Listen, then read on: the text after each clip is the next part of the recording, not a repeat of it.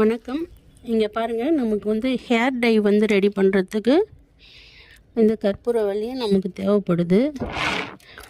எண்ணெய் காய்ச்சறதுக்கும் நம்ம யூஸ் பண்ணிக்கலாம். இங்கே பாருங்கள், நமக்கு வந்து அந்த சம்பிங் செடியாக கூட இது வந்து வளர்ந்துருந்தது. சரி, இது வந்து இப்போ வந்து இதில் வந்து நம்ம வந்து நடவு செஞ்சு வச்சிடலாம். ஏன்னா இது தனியாக இருக்கும், அதனால் வேண்டி இதில் வச்சிடலாம். நம்ம சும்மாவே கற்பூரவள்ளி அப்படியே உடஞ்சி கிடந்தாலும் அது அவ்வளோ சீக்கிரத்தில் வந்து நமக்கு வந்து இது சேதாரம் ஆகாது.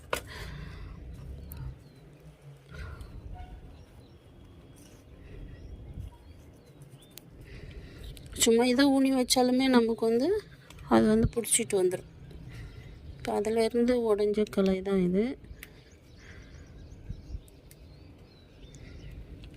சும்மா ஊனி வைக்கலாம். இப்படி அது இப்படி ஊனி வச்சாவே போதும்.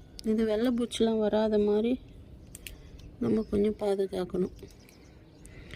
நம்ம தலைக்கு வந்து ஹேர் டை போடுறப்போ இந்த வெள்ளை பூச்சிலாம் இல்லாத அளவுக்கு நம்ம வந்து பார்க்கணுங்க.